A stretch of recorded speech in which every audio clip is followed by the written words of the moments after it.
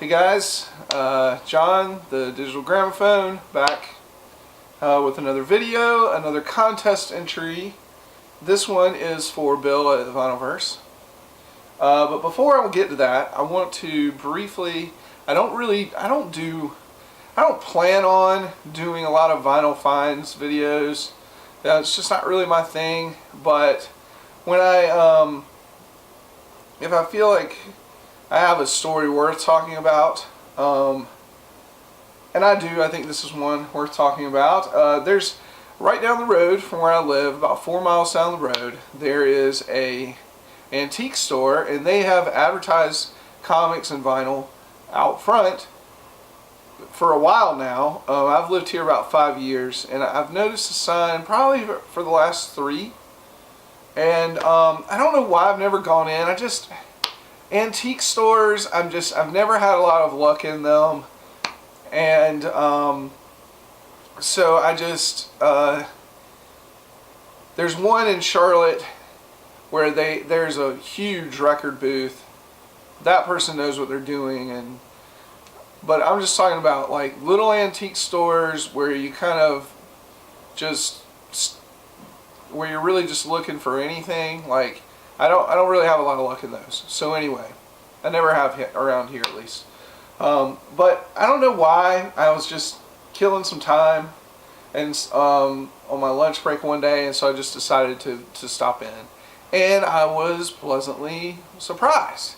It was a nice little setup in the corner, and he had a recent arrivals section and then a bunch of dollar bin ones. I didn't go through those, and then everything else was alphabetized by genre. Dude had a nice little setup and a pretty decent collection of records in there, especially for someone who just wants to get started. I had most of it. There were a few that I passed on because even though I thought everything was reasonably priced, I think there were a couple that I know pop up pretty frequently at my local record store that I know I could get for a cheaper, slightly cheaper price. And then I knew I would just see them again. You know, you come across those and you're like, I know I'll see this one again, I'll just get it in. But anyway, I picked up just three records. First one, for $10, I've got this copy of Carrying On with Johnny Cash and June Carter. And this is the 1967 album that has Jackson on it. Everybody should know and love Jackson.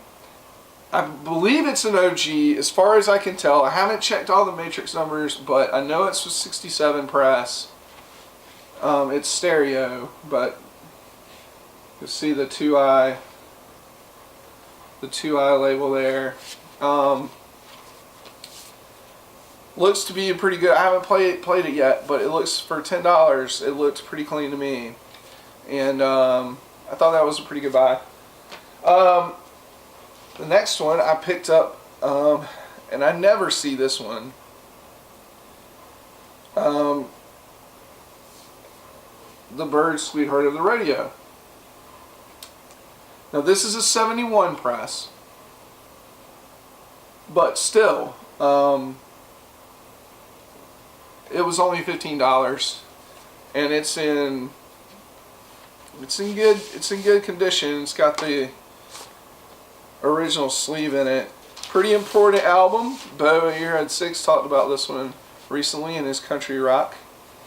I have mixed feelings on this album because I'm such a huge Graham Parsons fan, and you know, this was his introduction into the Byrds, and also his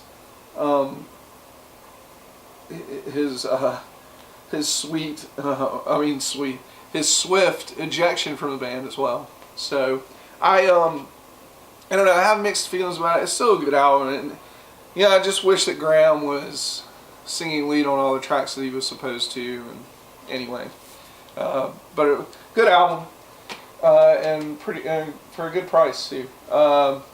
So quickly, let's go on to Bill's contest. It's through the years. Pick 4 years that are significant in your life and an album from each of those years. We're just going to start off pretty basic. And I was born in 1978. I've decided to pick Elvis Costello's This Year's Model. My favorite album from 1978. One of my top 5, definitely one of my top 5 favorite albums of all time. I'm a huge Elvis Costello fan. This one is just from start to finish killer. I mean, there is not a bad song on this album at all, and I love this album. So, yeah, 1978, the year I was born. The next 3 are in a relatively short time period in my life, but all 3 are pretty big events. 2010, I met my wife, January 10th to be exact, and a favorite album of mine from 2010 that year was High Violet by The National. This is a band that my wife and I both love a lot. The National are all about adulting in their in their rock and roll, especially on their recent albums. Probably from The Boxer on, I would say.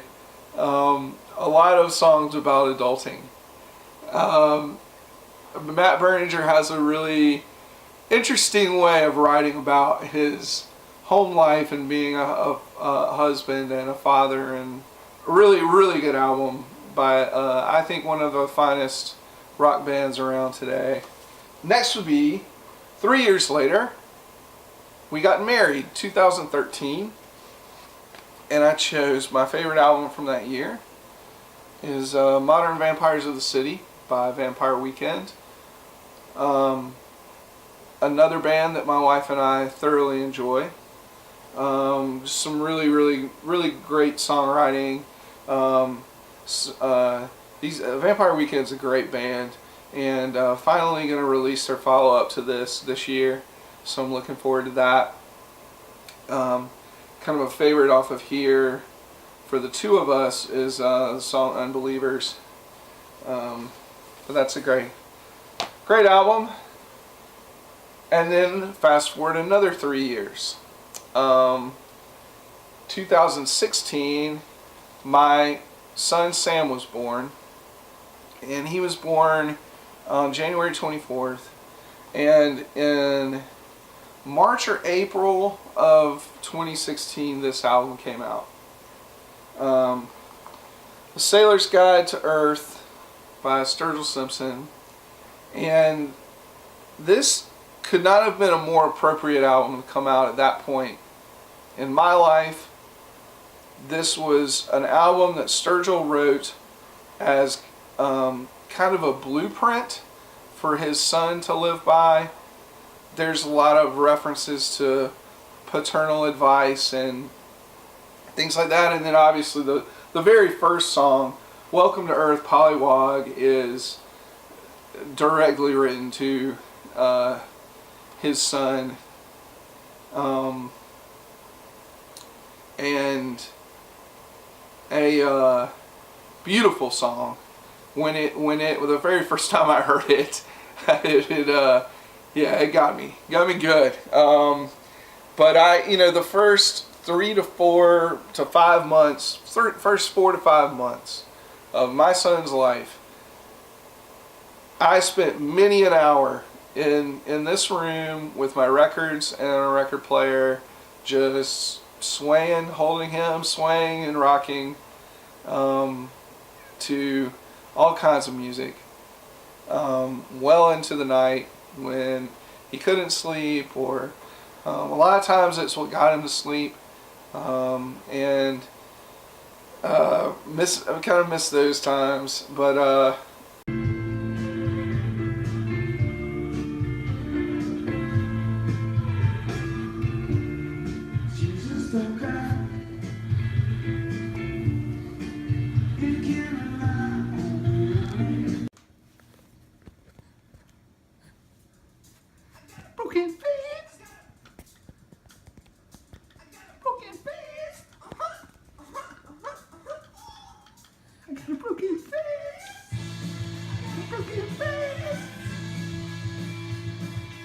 yeah, he's still fun. He's enjoying music still, but now he gets to tell you about it.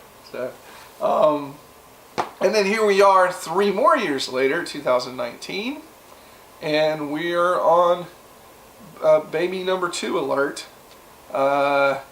Any day now. Every 3 years, me and my wife have a significant event, it seems like. So 2022, I don't know what'll happen. It's not going to be a 3rd kid, though. I can tell you that. It's definitely not going to be a 3rd kid.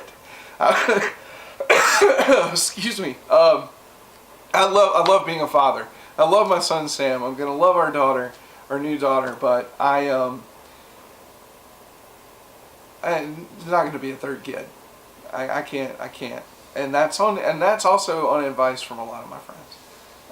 So anyway, but Bill, listen, man, congratulations on your 300 subs. I've seen you got a few more since, and really looking forward to getting to know you more through our channels. And again, thanks again for that shout out of yours the other week. That really meant a lot. And yeah, that's it. That's my contest entry. All right, thanks.